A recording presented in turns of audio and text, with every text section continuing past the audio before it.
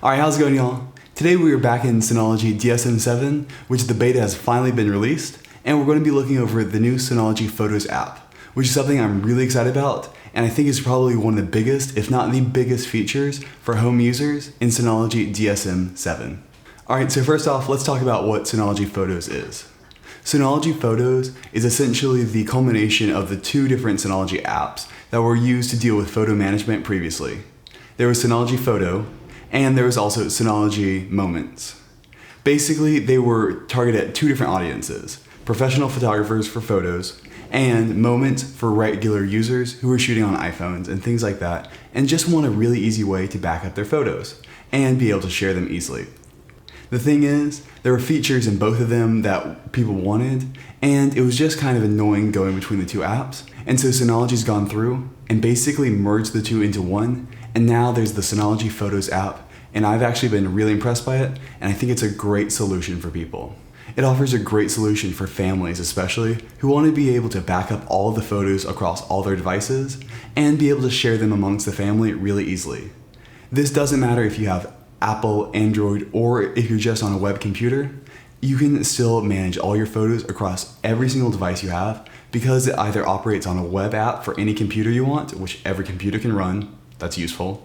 And it also offers iOS and Android apps, though I've not been able to test the Android app. So I'll go ahead and cut to the chase of my opinion on it. Synology Photos is a great update to the two apps that were previously around. It offers features that photographers need who are professionals, like the ability to share with clients and have everything segregated off with what's called a shared space. You're able to create an album and just share it directly with somebody, and they're able to comment on all the photos and giving you an easy medium to do feedback. That way you don't have to work through Dropbox or other features like that.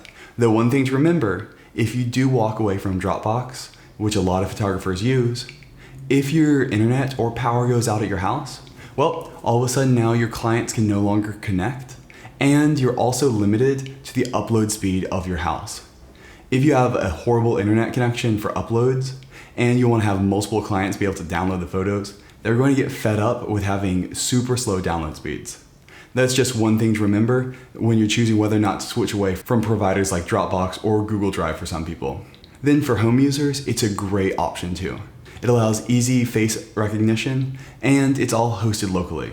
It allows everybody to back up their photos and share them amongst the family, and even set up really nice filtered albums. I've actually been really impressed by the AI capability to face recognize.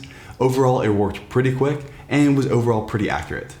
You're not going to be getting Google's style, but that's because Google uses all your photos to train its AI. It is probably the best of the best, but overall, I think the implementation Synology has is good enough for most home users. It also has incredibly fine depth filters, which are awesome. It allows you to filter by exposure times. Anything you need that's a metadata within a photo, you can probably filter by, which for photographers is just awesome. It also handles location data, which a lot of smartphones and cameras take, which is great. So you can say, okay, show me all the photos that were taken in this continent or this country, and be able to sort through your photos so much faster there. I personally always use GPS data when I can, because I like being able to see all my past photos and where they were taken. Alright, so now without further ado, let's go ahead and get started in Synology DSM 7 beta. We're going to go ahead and look at the Photos app. So it's really easy to get started. You can just install it from the package center, and I've already got it here. And we're just going to go ahead and open it up and see what it's got. So it's a great setup. It basically goes through, and in the similar way that Apple handles it photos, it goes through and actually spaces photos out based off of date and location. So it kind of makes its own sub-moments within them, and then it's got a beautiful web interface. So as you can see here, I had a panorama from London, and it basically expanded that panorama out. That meant that the entire photo was visible, and it just looks really nice and clean. Overall, they've done a really good job with it, basically having a great, really fast, really responsive way to view all your photos. They've got it set up into two different spaces: personal spaces and shared spaces. So you can toggle in between them here. A shared space is essentially a space that is shared amongst multiple people. This can be clients or this can be family members, and you've got really fine control about what kind of shared space you've got in the settings menu. So as you can see, if you go into advanced, you can go in and basically create different shared space permissions for who's got what and be able to really finely tune that to whatever you need. You can even do it on an album level, which is a great addition. So I'm gonna stay in personal spaces for now, which is where I've uploaded a few photos from some trips. We can also view them in a folder view, which is easier for some people. Basically, when Synology uploads photos, it uploads them in the great fashion of 2019, then the month, which is a really easy way to check through them. Though if you had uploaded folders through DSM, you would be able to see them here, which is really important for photographers who have their own very specific folder management. So there is one thing I wish Synology had done, and that was allow us to set which folders count to photos. Right now, it's only in the Photos folder that is pre-built when you install Photos the app. And so that means that if I've got my Lightroom catalog on a volume, I don't want that indexed, but maybe I want a specific folder in there, for me it's processed photos, to be added here. Instead, I cannot have that folder on that shared folder. Instead, if I want it indexed by Synology Photos, I have to put it in the Photos shared folder that is created, which for me means mounting two different volumes whenever I'm mounting over SMB, which I do not like. That is one thing I wish they had added in, because to me it does not seem like it would have been that big of an idea, especially it's on Linux. You could just do a virtual link. But other than that, I really think in a lot of ways they nailed Photos. They've done a really good job, and honestly, it has everything that I think I want out of this app. So now I'm gonna change back to that timeline view because it's got a very nice setup, and you can just go through and see everything really nicely. Now, if we go into albums, we've got people. And so it basically allows you to index people using an AI running on your system to basically see who everybody is and start making photos. So this is me, so I'll call it Will, and this is Katie. So now I can go back and there will be people albums. And I can say, oh, let's see all of Will's photos. And it will show me all the photos I'm in. Then we can also do the same for Katie. It does miss them sometimes. It is not as good as Google Photos, but what is? But I'd say for most of it, it's really usable. And it also allows you to choose between personal and shared spaces for this. All right, so now that I've entered those people's faces, we can go through and start doing some awesome searches. So let's just go back into Photos and let's start filtering. Let's say I want to see photos of myself and I want to only see ones that were taken at a wide aperture. So we'll go down and we'll go down to aperture. And so now we can go through and specify which apertures we'd like to filter out. We can say basically this will show up with any photos taken by these apertures. Unfortunately, it's not as good as saying, okay, I want between f2.8 and 5.6. I've not seen how to do that, but it is pretty good considering how this is just metadata that's in there. We can also go through and just have almost anything we want on there. I have found exposure time and focal length to do better with specific stops. So for focal length, it normalizes it between values and we can get all of them here. So I can say, okay, I want anything that is a wide angle for 22 to 35, a medium telephoto, or even a long telephoto. And for exposure times, I have a much better option. So I can even say, okay, let's look at things that are longer exposures. And we can filter on them there.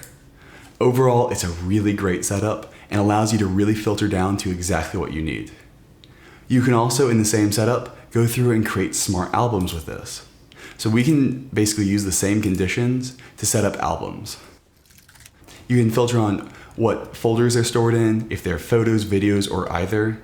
You can say when they're taken. So let's just say the past 2 years. So we'll say 2018, December to today.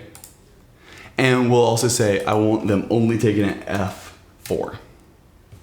So now we'll be able to say any photos taken at f4 between these two dates I want to see. And we'll also say I gotta be in them. So we'll say will. And it'll say basically, hey, any of the selected people at this aperture between these dates, and it will just create an album with all of these photos on there. It is so great. This is great for photographers who need to be able to sort through things and want to constantly be able to using things. And it also supports keywords. So any keywords you put and export in your Lightroom catalog, you'll be able to index here as well. And it just has a really good synergy between your iPhone, your Android, your computer photos, and your camera photos. It can all just bring it into one big, great place. So now I want to go through and let's talk about what it's like on the iPad. All right, and so now I'm going to go ahead and open up the iPad app and we're going to go ahead and look at it. So I'm just going to go ahead and click skip. And now we just log in. It's got the old login screen, which I don't love, but hey, you only have to enter it once.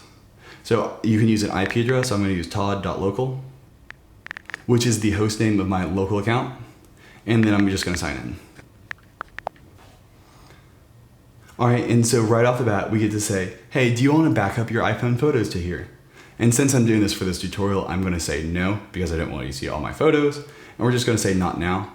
But it allows you pretty fine grain. You can either back up all the photos or just new the photos, and you can say where they go.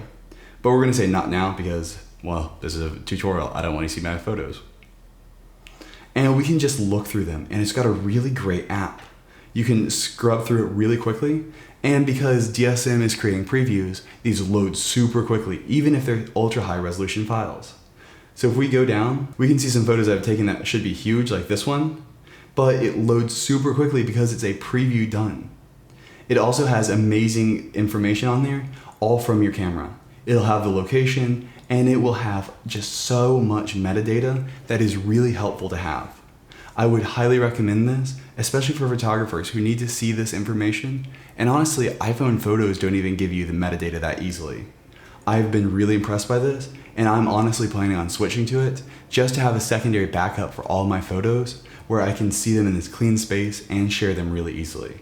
You can toggle between personal and shared spaces. And so this is a huge 50 megapixel file that I exported, but it loads incredibly quickly because it's based off of a preview.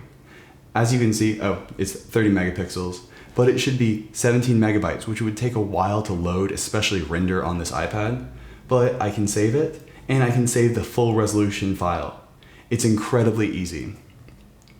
I've been really impressed by this, and overall, I would highly recommend it. All right, so that's my first look at Synology DSM 7 photos. I've been really impressed by it, and overall, I think they've done a great job. All right, so I think that's gonna be it for this video. I'll probably do a more in-depth version once I've really had a lot of time to play with photos. And go ahead and leave any other tutorials you'd like to see me make in Synology DSM 7 in the comments below. Also, I do consulting, so if you wanna hire me, email me at will@spacerex.co. All right, well that's it for this tutorial. Have a good one. Bye.